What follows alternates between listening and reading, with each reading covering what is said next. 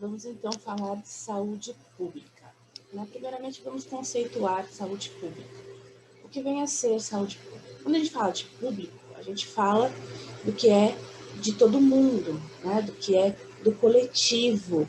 Então, saúde pública, a gente está falando da saúde do coletivo, da saúde da população. A gente não está mais referindo à saúde individual, né, de cada indivíduo. A gente está falando de um conjunto de pessoas onde eu tenho que elaborar ações para promover ou recuperar a saúde de uma determinada população. Tá? Então, quando a gente fala de saúde pública, a gente está falando da saúde das pessoas neste sentido. Ok? Então, para a gente conceituar esse processo de promoção de saúde, a gente vai falar do processo saúde-doença. Durante muito tempo, predominou o entendimento de que saúde era sinônimo de ausência de doenças físicas e mentais. Assim, os serviços de saúde privilegiam sua organização e atenção médica curativa. O conceito hoje adotado se refere ao da Organização Mundial da Saúde, a OMS, discutido na Conferência Internacional de 1979. Saúde é o completo bem-estar físico, mental e social e não a simples ausência da doença. Então, antes, quando a gente falava de saúde, o que a gente entendia? Que saúde era só não ter uma enfermidade, né? Não ter uma doença, seja ela física ou mental, e se você não tivesse essa enfermidade, você seria um indivíduo saudável, né? Você teria o que a gente chamava de saúde. Hoje, a gente entende que quando a gente fala de saúde, a gente tem que ir um pouquinho mais além. A gente tem que entender e contemplar todo o bem-estar físico do indivíduo. Então, não é só a ausência de enfermidade, né? Ele precisa estar numa completa harmonia com o todo. Então, o seu corpo tem que estar bem, sua mente tem que estar bem. Basicamente assim, viver bem para estar bem, tá? Então, não é simplesmente não ter uma doença. Modelos biológicos do processo saúde e doença. Então, assim, concepção mágica e sobrenatural da saúde e doença.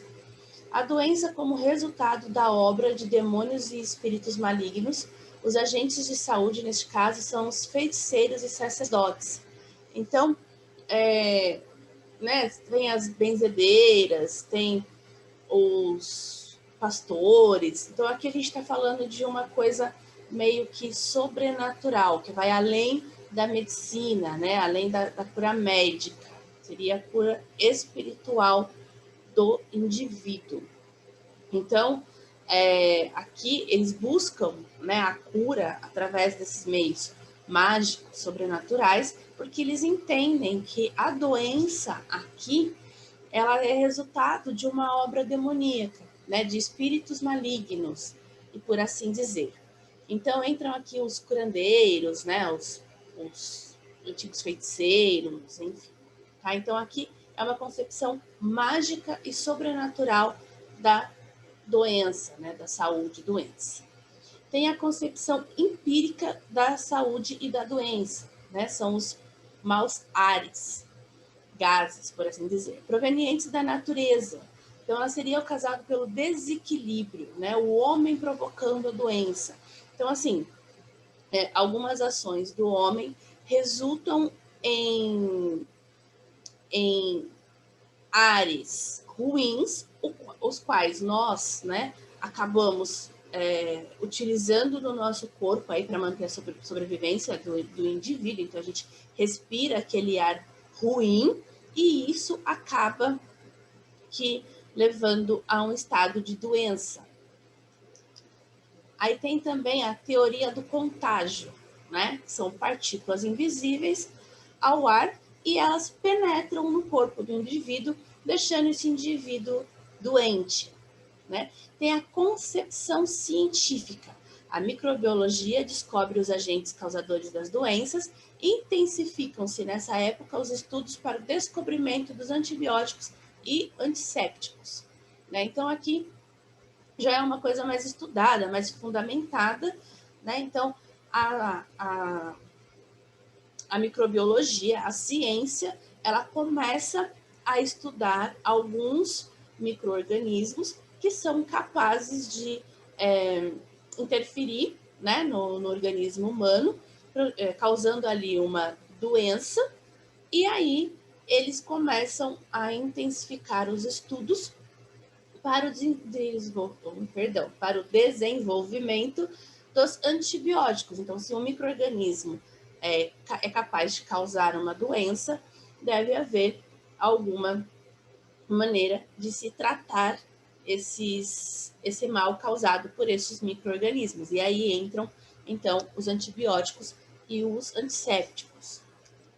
Aí tem a teoria multicausal, né, a doença como resultante de várias causas que ordenam dentro de 3 categorias: o agente, o hospedeiro e o meio ambiente. Então, aqui são um conjunto de fatores, né, que vão levar o indivíduo a adoecer, né? Então, tem um agente causador, um hospedeiro, que é um lugar onde esse micro-organismo causador de doença vai ficar hospedado, esperando a oportunidade de poder infectar, né, um ser humano. E tem também a causa ali, que o auxílio do meio ambiente, que é por onde esse hospedeiro fica, né, e de que forma que ele vai infectar o homem. Aí tem o agente, que é um micro-organismo capaz de produzir infecção ou um agravo à saúde, então é o que vai causar a doença.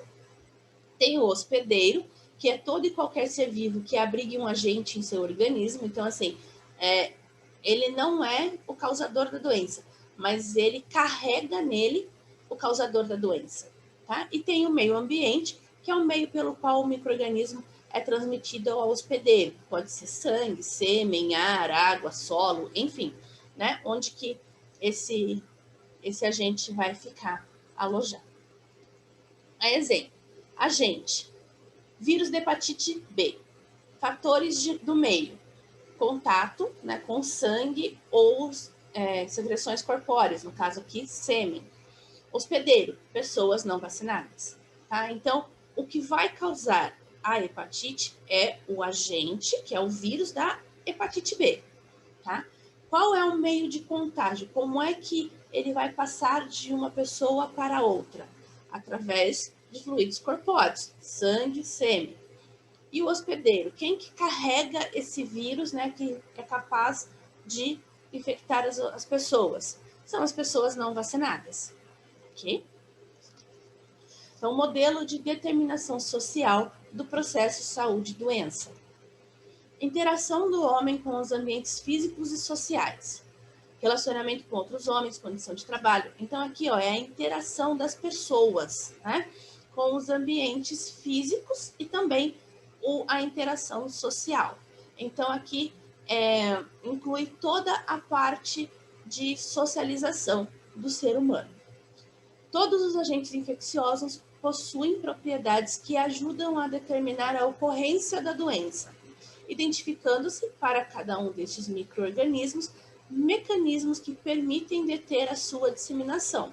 Um esquema que facilita a compreensão destes mecanismos é a chamada cadeia de transmissão de doença ou cadeia epidemiológica ou cadeia de infecção, cujos elos representam pontos importantes do processo de determinação da doença. O que a gente está falando aqui? Que normalmente existe um ciclo, existe é um ciclo mesmo de contágio, né? Então, assim, de que forma que eu consigo transmitir, que eu posso disseminar essa doença? Se eu descubro isso, como que essa doença é disseminada, eu consigo intervir em algumas ações do homem e fazer com que essa disseminação cesse, né? De que ela pare de se espalhar ou que diminua, né, a sua disseminação. Então, aqui, a gente tem a cadeia epidemiológica. Então, o primeiro elo da cadeia é o agente causal específico, é o agente causador da doença, né? O segundo elo é o reservatório, é onde esse agente vai ficar reservado. O terceiro elo é a porta de saída do agente, de que forma que ele vai sair desse reservatório e que ele vai poder ser transmitido e infectar outra pessoa. Então, o quarto elo é o modo de transmissão de agente. Então, aqui é o terceiro é por onde ele é transmitido e o quarto é de que forma que ele é transmitido. O quinto é o porta de entrada no novo hospedeiro. O sexto, suscetibilidade do hospedeiro. Então, assim, além, né, de eu ter o contato, eu tenho que ter a suscetibilidade de me contaminar e desenvolver em mim aquela doença. Porque senão eu posso até ter contato com aquele agente causador de uma determinada doença e não desenvolver a doença. Então, assim, são vários fatores que interferem ali para que o indivíduo fique doente, né? Um fator importante se refere ao sistema imunológico de cada um, né? E nisso inclui vacinação, isso inclui já outras ações, tá? Mas para a gente entender, além de eu ter o contato com o agente causador da doença, eu preciso também estar suscetível para desenvolver aquela determinada doença, tá bom? Então, aqui, ó, agente causal específico, bactérias, vírus e outros, tá? Então, é o agente que vai causar aquela determinada doença. O reservatório é o homem ou animal que abriga o agente causador, apresentando ou não a doença. Então, assim, eu posso simplesmente carregar comigo o vírus ou a bactéria, né, que é capaz de desenvolver uma determinada doença, mas eu não necessariamente preciso desenvolver aquela doença, tá? A porta de saída é o local por onde o agente causador é eliminado.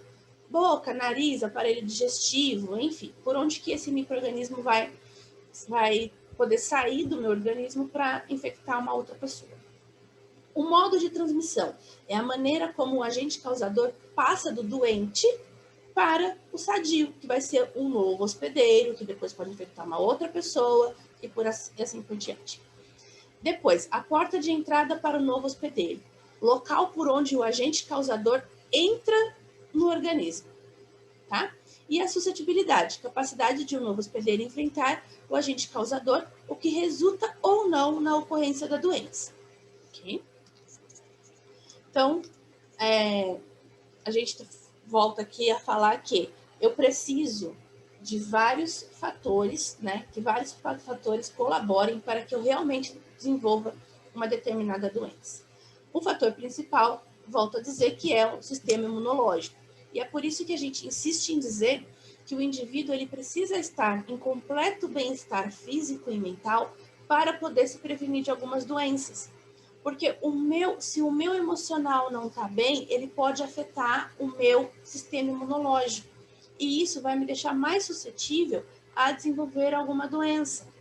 Então, eu preciso não necessariamente só estar longe da doença, mas eu preciso manter o meu corpo em total equilíbrio para que ele seja capaz de combater os agentes causais de doenças e me manter saudável, né?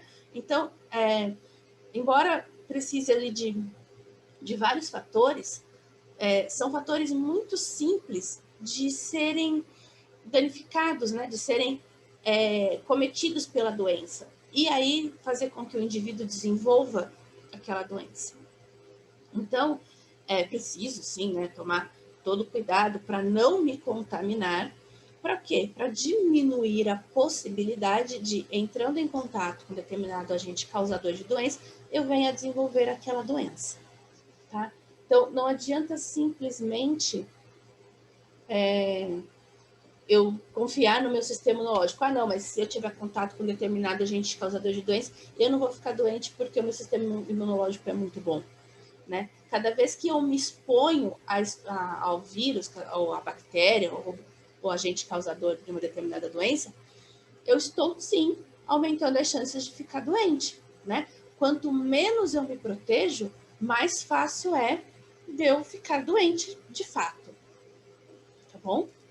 Então, vamos continuar aqui na definição.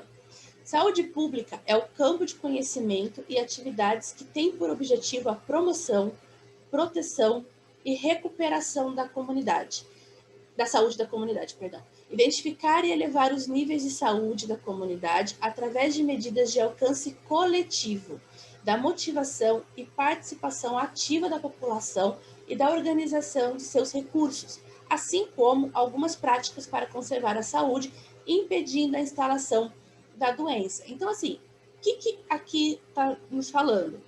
Que saúde pública, ela trabalha com o objetivo de promover a saúde, então, assim, de promover ações que vão dificultar a exposição daquele indivíduo, né, o contato daquele indivíduo com situações que o deixe vulnerável a ser acometido por alguma doença, tá? Então, eu vou promover a saúde, eu vou promover ações onde eu vou estar dando para os indivíduos de uma determinada área a condição de se manter saudável, afastado de alguns agentes causadores de doenças, né? Então, eu vou promover a saúde, não só de se manter afastado do agente causador, mas também de promover medidas que vão fazer com que esse indivíduo fortaleça, né, o seu corpo, o seu organismo, para que ele tenha maiores chances de combater um agente causador de doença, caso ele tenha contato com aquele agente causador. Por exemplo, eu vou desenvolver ações de saúde para fazer com que uma determinada população pare de fumar, ou que desenvolvam ações ali para diminuir diabetes, hipertensão. Por quê? Porque isso também são coisas que vão fazer com que o meu organismo fique mais frágil e mais suscetível a desenvolver doenças, caso ele venha a ter o contato ali com o agente causador. Então, não é só necessariamente na questão da prevenção em si, né, de ter contato com a doença ou não, mas também de manter o indivíduo numa situação que o mantenha bem em todos os aspectos, né, para que ele não venha desenvolver a doença. Então, além de trabalhar com a cura, eu vou trabalhar com a prevenção, para que aquele indivíduo não fique doente, não simplesmente que ele recupere a saúde. Então, a gente trabalha com promoção, proteção, recuperação e, de novo, aí a gente volta com a reabilitação, né, daqueles que já ficaram doentes, mas a gente também trabalha com a recuperação e reabilitação da saúde dos indivíduos. Então, é todo um conjunto, né? É melhor eu trabalhar com promoção de saúde do que com recuperação. É melhor eu desenvolver ações que vão evitar de deixar pessoas doentes, mais doentes, do que eu ter que trabalhar com a recuperação da saúde de algumas pessoas, né, de uma determinada população. Então, o ideal seria se nós conseguíssemos trabalhar somente com promoção, né, de saúde. Mas, infelizmente, a gente precisa trabalhar com recuperação também. Aliás, na maior parte, a gente trabalha com recuperação, a gente já pega o indivíduo doente, né? Mas tentando ali entender como é que aquela determinada população vive, quais são seus costumes, seus hábitos, o local exatamente, o que ele oferece, né, de risco, ou o que ele oferece de bom para que a gente possa promover a saúde, ou conhecendo os riscos para que a gente possa desenvolver ações para tentar diminuir, né, as doenças, seria melhor trabalhar somente com promoção.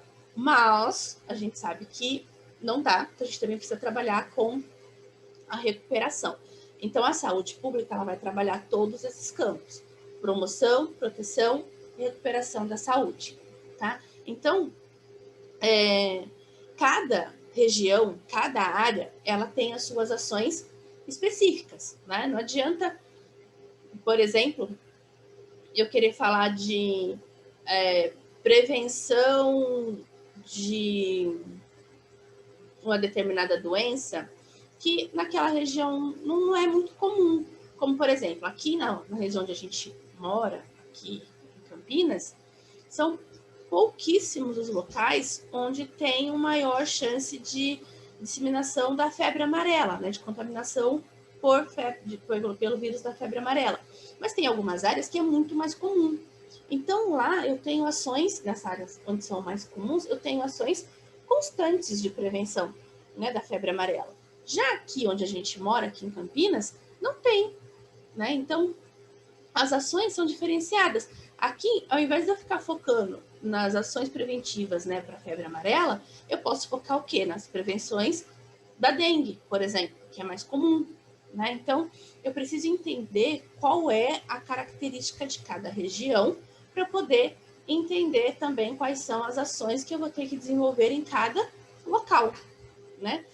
Não adianta eu pegar uma ação que é muito de área rural, né, muito comum lá os acontecimentos na área rural, e querer instalar aqui na área urbana. Eu preciso adequar ao estilo que cada região me apresenta. Embora as ações elas sejam de nível nacional. O que eu vou fazer? Eu vou pegar e vou adaptar para a minha região, para o meu local. E aí eu vou desenvolver aquelas ações para tentar promover a saúde daquela determinada população. Então, características da saúde pública. 1.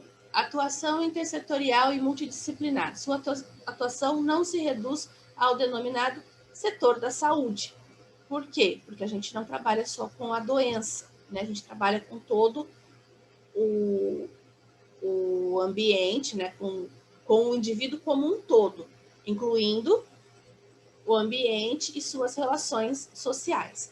Então, intersetorial, setores ligados à alimentação e nutrição, ao trabalho, à habitação, ao meio ambiente, à educação, ao transporte e lazer. Então, tudo isso, tá vendo? Vai acabar interferindo no estado de saúde do indivíduo. Multidisciplinar. Utilizam-se conhecimentos provenientes da medicina e de várias outras ciências, engenharia, então odontologia, educação, administração e epidemiologia. Então, precisa ali de um conjunto de pessoas, né, um conjunto de conhecimentos para se poder pensar, então, em saúde por inteiro, né? Então, eu tenho todo o indivíduo como um todo, eu pego ele desde rotina diária, estilo de vida, condições de alimentação, meio ambiente, educação também entra. Então, assim, a gente percebe que quanto maior o nível de educação, menores as chances de adoecimento. Por quê? Porque tem mais conhecimento sobre como se manter saudável, né? De como combater algumas doenças, de como se prevenir, né, de algumas doenças. Então, tudo está interligado. Seu trabalho realiza-se junto à comunidade, sempre. Atua de forma integral junto a essa comunidade, ou seja, sem a separação entre medicina preventiva e curativa. Por se tratar de ações ligadas à comunidade, tem naturalmente uma ação maior na promoção e proteção da saúde. Tem como característica a ação, a motivação da população. Não é necessariamente sinônima de ações governamentais, podendo ser executada por iniciativa privada ou as ONGs, né, por exemplo. Então, assim, é tudo aquilo que a gente já falou, ele vai estar agindo diretamente na comunidade, junto com a comunidade. Aí eu preciso entender como é que aquela comunidade vive e dali partir para as ações necessárias para, né, prevenir doenças e curar doenças. Definição: promoção, proteção, recuperação e reabilitação da saúde. Então, prevenção primária. O que é? A gente tem alguns níveis de prevenção, tá? Então, prevenção primária, proteção da saúde. Visa evitar ou remover fatores de riscos ou causais antes que se desenvolva o mecanismo patológico que levará à doença. Recorre a meios dirigidos ao nível individual, a grupos selecionados ou à população em geral. Assim, espera-se a diminuição da incidência da doença pelo controle de fatores de risco ou causas associadas. Então, aqui na prevenção primária, o que ela vai fazer? Ela vai tentar diminuir a incidência de uma determinada doença daquela região, né? Fazendo o quê? Controlando os fatores de risco. Então, eu preciso entender, né, como é que aquela comunidade ali vive. Ali eu vou começar a verificar, a identificar quais são as doenças mais comuns que aparecem ali, e ali eu vou estudar uma maneira de prevenir aquelas doenças. Ah, eu vou pegar aqui nessa região, tem muitos casos de dengue. Então, nessa comunidade, muitas pessoas aparecem com a mesma doença, dengue. Então, o que eu vou fazer? Eu vou conhecer a comunidade, né, para saber por que tantas pessoas estão tendo a mesma doença. E aí, eu vou desenvolver ações para tentar diminuir a incidência dessa doença, né? Tentar diminuir os casos dessa doença naquela população. O que eu vou fazer? Eu vou lá naquela população, naquela comunidade, e vou passar para eles medidas, né? Vou ensiná-los a como diminuir a exposição ao risco a dengue. O que a gente sabe que ajuda aí a diminuir a incidência de dengue? Mais comum, evitar o acúmulo de água parada. Então, eu vou lá naquela população, ali naquela comunidade, e vou mostrar para eles ações que vão ajudá-los a diminuir a incidência, né, que pode ajudá-los a diminuir a incidência daquela doença naquela população, tá? Por exemplo, ali eu dei o exemplo da água parada, mas tem várias outras ações que a gente pode fazer, que a gente pode desenvolver com aquela comunidade. Então, eu preciso entender, né, eu preciso conhecer ali aquela determinada área, aquela comunidade, o estilo de vida deles, para poder entender por que está acontecendo tantos casos da mesma doença naquele lugar. Aí, quando eu chego lá, eu vejo que tem o quê? Um monte de entulho, um monte de lixo jogado, então vários focos, né, de água parada. Isso, obviamente, vai ajudar, né, com que aumente os casos de dengue naquela população. E aí começa todo o trabalho de tentar conscientizar a população de que precisa diminuir ali o acúmulo de entulho, de lixo, né, para não ter aonde a água ficar depositada. Por quê? Porque o acúmulo de água parada vai ajudar com que o vírus da dengue se prolifere. Então, toda a ação junto à comunidade, ok? Então, assim, a gente espera o quê? Que diminua a incidência, né, daquela doença, porque eu estou controlando o fator de risco, né, ou a causa daquela doença naquela região. Passado um tempo, eu vou avaliar as medidas que a gente pensou em desenvolver foram tomadas? Ok, foram. A partir dessas medidas, diminuiu a incidência de casos ou não? Se sim, ok, deu certo. Se não, eu preciso entender onde é que está falhando, o que está dando errado, né? Então, eu vou estar sempre trabalhando com aquela população. E aí, posso ter outras ações juntas, né? Porque são vários os fatores ali que podem interferir, né, na saúde do indivíduo.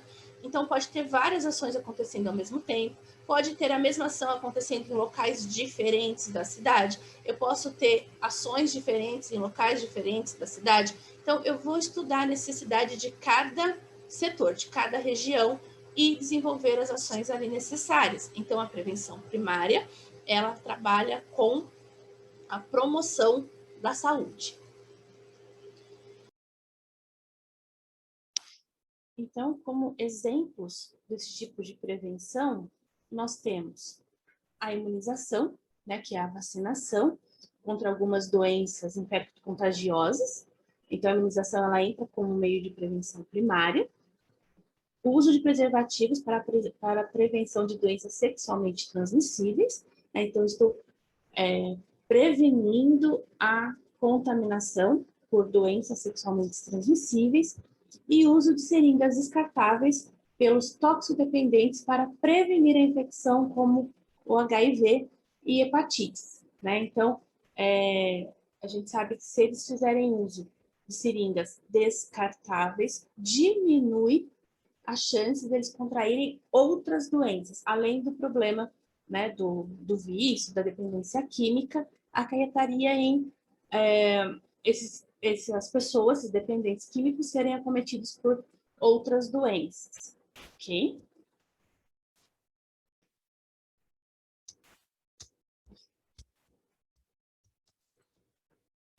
Prevenção secundária, né? Ela corresponde à detecção precoce de problemas de saúde em indivíduos presumivelmente doentes, mas assintomáticos para a situação em estudo. Pretende-se ainda que haja uma aplicação imediata de medidas apropriadas com vista ao rápido restabelecimento da saúde ou, pelo menos, um condicionamento favorável da evolução da situação, com cura e ou redução das consequências mais importantes da doença. Então, a gente tem como exemplo rastreio dos cânceres de colo do útero, da mama, da próstata, do colo e reto. Rastreio e vigilância da pressão arterial, glicemia ou dislipidemia, né? Então, aqui, assim, é um indivíduo que ele já está acometido pela doença, mas com uma doença num estágio bastante inicial, né? De uma maneira que ainda se consiga um tratamento rápido, tá? Restabelecer a saúde desse indivíduo de uma maneira rápida, sem muitas intervenções, sem um tratamento muito prolongado, né? Sem intervenções mais complexas. Então, é aquele paciente que a gente consegue identificar a doença no seu estágio inicial e já começar a tratar ali, sem que essa doença traga mais danos para a saúde daquele indivíduo. Prevenção terciária, que a gente já está falando de reabilitação da saúde. Tá? Esse tipo de prevenção tem como objetivo limitar a progressão da doença e evitar ou diminuir as consequências ou complicações da doença, como as insuficiências, incapacidades, sequelas, sofrimento, ansiedade e morte precoce. Promover a adaptação do doente a consequências inevitáveis, situações incuráveis. Prevenir intercorrências da doença, ou seja, controlar essa doença e conseguir estabilizá-la. Para atingir esses objetivos, é frequente e necessária a intervenção associada da medicina preventiva e da medicina curativa. Então, a gente precisa agir nos dois campos, né? Tanto da prevenção quanto da cura. Não obstante essa situação, há múltiplos exemplos de ações de caráter não médico e que é fundamental para a potenciação da capacidade funcional do indivíduo, melhoria significativa no seu bem-estar, reintegração familiar e social e até diminuição dos custos sociais e econômicos dos estados de doença. Realização de sessões formo-afetiva educativas nas escolas e locais de trabalho para eliminar atitudes fóbicas em relação a indivíduos soropositivos para o HIV. Reintegração de trabalhadores na empresa que, por algum motivo de incapacidade pós-traumática, sequelas de politraumatismo, etc., não possam voltar a realizar o mesmo tipo de atividade.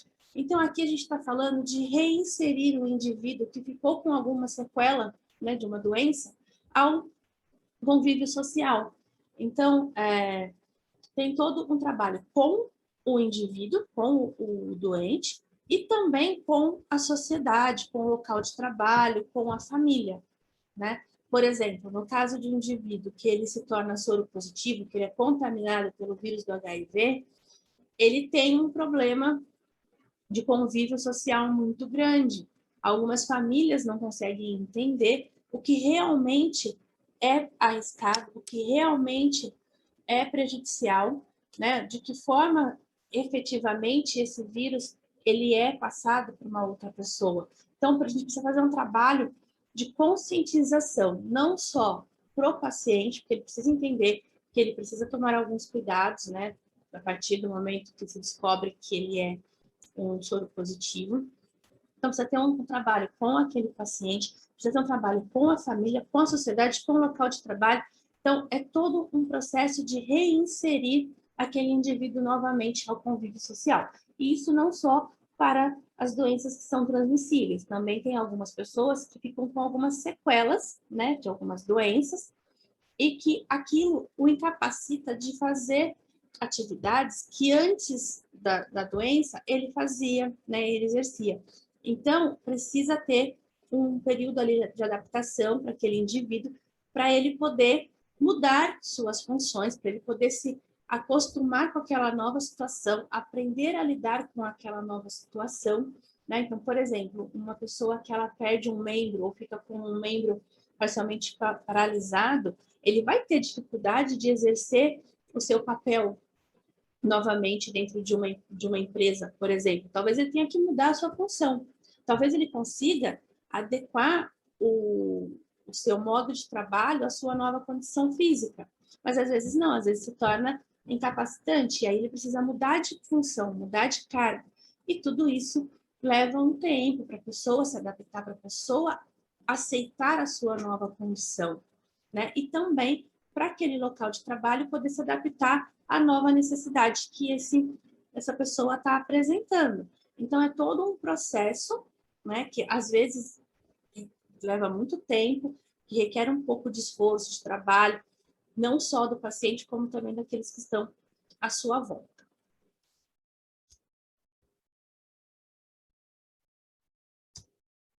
Medidas de profilaxia e controle ligadas ao processo saúde-doença.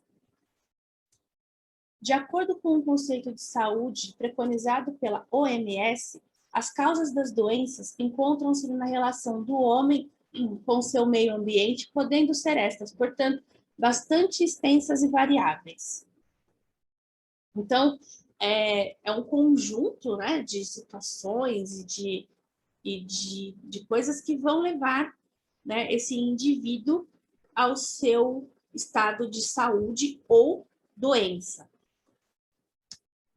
Então, a gente tem aqui agentes biológicos, né, que eles podem chegar ao organismo transportados pela água, pelo ar, utensílios, por insetos, enfim, né, eles podem chegar ao organismo de várias maneiras. A gente precisa entender como é que esses agentes biológicos conseguem entrar no organismo humano para que a gente possa tomar medidas de prevenção.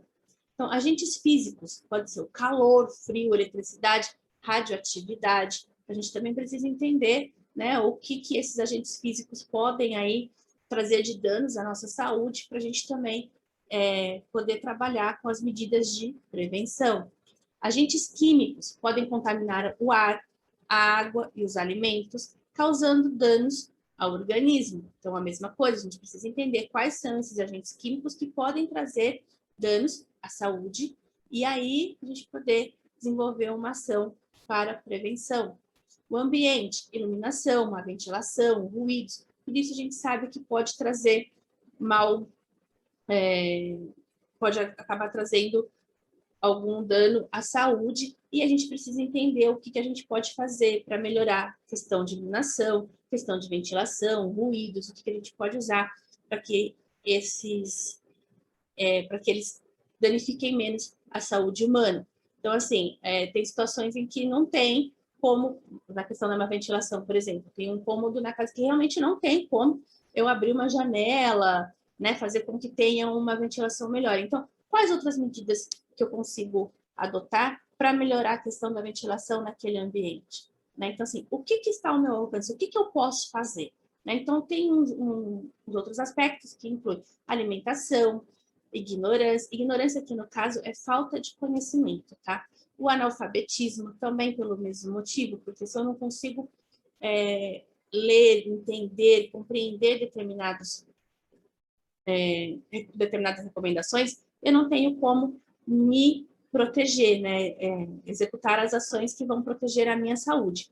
Miséria, A miséria aqui, no caso, é a falta mesmo de condição financeira, porque a gente sabe que isso vai interferir na questão da moradia, na questão da alimentação, né, da habitação. Então, a miséria aqui é nesse sentido, tá? A habitação, realmente, onde eu moro, onde eu resido, dentro da minha casa, a comunidade, como que é a condição de habitação deste indivíduo, né? Então, falta de lazer, tensão e preocupações da vida. A gente sabe que o indivíduo que ele está tenso, que ele está preocupado, ele vai ter picos de estresse, que o estresse vai levar a outras alterações clínicas, pode levar ao aumento da pressão, pode levar, desencadear em um infarto, enfim. Então, tudo isso tem que estar em harmonia. Então, a gente tem que entender o que está causando essas preocupações para tentar resolver ou melhorar a situação daquele indivíduo. Então, dessa forma, as medidas ligadas à profilaxia e controle da saúde são extremamente amplas, necessitando, portanto, de um efetivo compromisso de todos para a sua conquista. Então, assim, a gente sabe que são vários fatores e que nem sempre a gente consegue equilibrar todos eles, né? É difícil equilibrar todos eles, mas a gente precisa entender o que exatamente que está afetando aquele indivíduo ou nós mesmos, para que a gente possa tentar buscar ali medidas para fazer com que essas situações fiquem mais leves, que a gente consiga conviver com menos tensão, com menos preocupações, expostos a menos agentes causadores de doenças, para a gente poder tentar melhorar aí a nossa condição de vida e a nossa saúde. Então, nesse contexto, podemos citar algumas medidas gerais de importância. Proteção pessoal. Ela engloba o cuidado e preservação com o corpo, bem como a manutenção da saúde mental. São exemplos dessas medidas: banho, cuidado com os dentes, boa alimentação, imunização, lazer, atividades de relaxamento, cuidado no uso de medicações, cuidados ligados à prática sexual, cuidados relacionados à prática profissional, aí aqui entra os usos de EPIs, né, essas coisas, entre outros. Então, assim, na proteção pessoal, o que eu estou buscando? Medidas que vão fazer com que o meu corpo e minha mente estejam saudáveis, né? Estejam adequados, estejam preparados para lidar com as adversidades, né, do dia a dia, sem que eu consiga passar todo o tempo. Se você está estressado no trabalho, uma situação que aconteceu ali, acontece, tá? Só que eu tenho que entender, não vai adiantar eu ficar remoendo aquilo, levar aquilo para casa, vai interferir no meu convívio com as pessoas que moram comigo, aquilo vai ficar dentro de mim, vai ficar me remoendo, eu não vou comer, eu vou ficar estressado, eu não vou conseguir chegar em casa, relaxar, descansar. No outro dia eu já vou levantar, já vou acordar mal, né, indisposto, e aquela situação só vai piorando, aquilo vai virando uma bola de neve. E aí a pessoa pode acabar ficando doente por causa disso. A gente sabe que algumas pessoas, só de pensar que tem que ir para um determinado local, onde aquele local traz situações que não são agradáveis, a pessoa já começa a ter manifestações clínicas inconscientemente. Então, assim, dá dor de barriga, dá dor de cabeça, dá uma dor no corpo absurda, né? Então, e ela não está entendendo, ela não está sabendo como é que aquilo está interferindo no corpo dela e ela acaba adoecendo.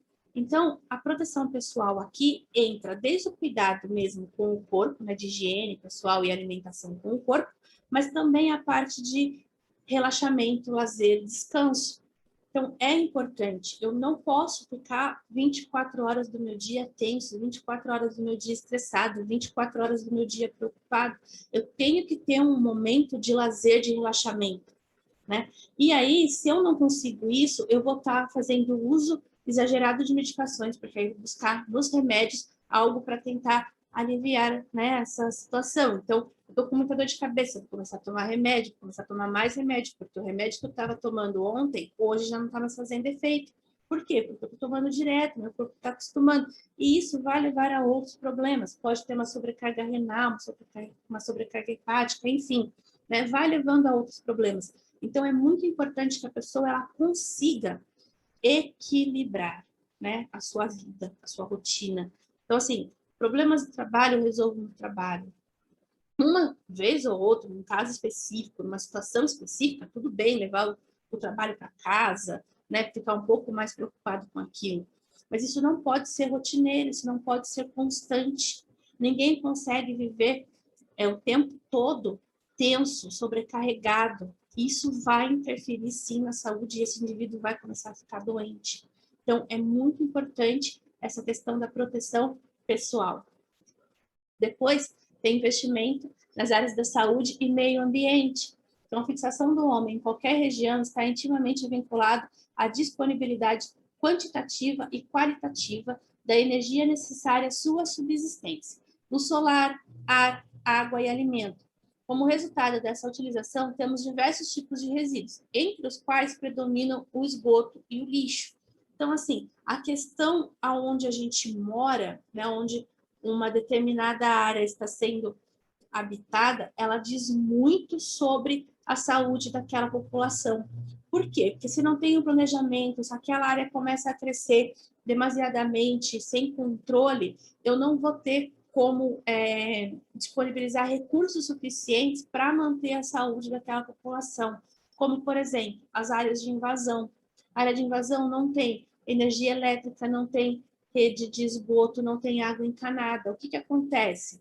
Né? São os gatos de energia, de água, de internet, e aí aquele monte de fio exposto, isso pode trazer dano à saúde daquela população, pode causar um acidente. Não tem água, não tem esgoto encanado. O que acontece? O esgoto das casas ficam ali passando no meio da rua, né, a céu aberto. Isso traz doenças. Os indivíduos que têm contato com aquele esgoto ali aberto, né, que acaba pisando o animal de estimação lá, passa no meio daquele esgoto, vai para dentro de casa, então leva doenças, pessoas adoecem com mais facilidade, né? O que a gente consome, a gente produz lixo, né? Todo o nosso consumo resulta num lixo, tem restos, e isso, assim, se não tem um planejamento, eu não tenho uma coleta de lixo, até tendo a coleta, a gente tem o problema do descarte, né? Para onde que vai? Será que a cidade, o local ali onde esse povo mora, tem condição de descartar tanto lixo, né, de armazenar tanto lixo descartado, esse lixo é tratado, não é separado, não é, por isso que é importante a gente também fazer a separação do lixo reciclado, do lixo orgânico, para quê? Porque daqui a pouco a gente não vai mais ter onde pôr, né, a gente gera muito lixo, a gente vai ao mercado, traz sacolinha, aí o que a gente compra tem a embalagem, e isso vai acumulando, então você imagina uma área que começa a crescer aí sem controle, o quanto de lixo que não está gerando, o quanto de energia mesmo que está sendo utilizada naquela cidade a mais do que foi planejado. Então, essas áreas que ela não tem esse planejamento de crescimento, tá? Ela não está preparada para isso, para esse aumento populacional. Ela não tem, às vezes, condições de fornecer água, energia para esse número de pessoas. Né? Então, é importante, sim, ter um planejamento, né, de áreas a serem habitadas, de serem ampliadas, né, todo o processo ali de desenvolvimento urbano, para que as companhias de energia, de água, né, de coleta de lixo, consigam também suprir a necessidade dessa população, porque senão a gente vai ter cada vez mais o que a gente vê acontecer rotineiramente aqui nas áreas de invasão. Né? Não tem como você dar conta de suprir a necessidade de todo mundo se você não tem um planejamento ali, né, de crescimento urbano. Tem que ter, né?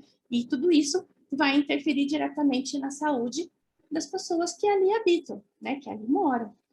Então, precisa ter esse cuidado também. Então, aí tem medidas ligadas ao saneamento do meio ambiente. O saneamento básico é condição essencial para o bem-estar humano, oferecendo situações de produtividade e melhor atuação na vida em sociedade.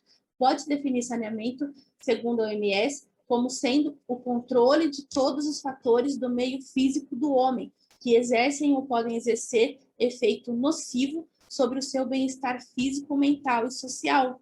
Então, é o que eu estava falando agora. Se não tem, né, essa questão de saneamento básico, o que eu posso esperar daquela população? Uma população doente, que vai aparecer recorrentemente doenças que são tratáveis, sim, mas eu vou ter um número muito grande ali naquela população. E aí a gente vai falar sobre a história do SUS. A história do SUS, eu pedi para vocês fazerem um trabalho, né? Então a gente vai pular essa parte e depois, mais para o final aqui do conteúdo, a gente volta num debate sobre a história do SUS.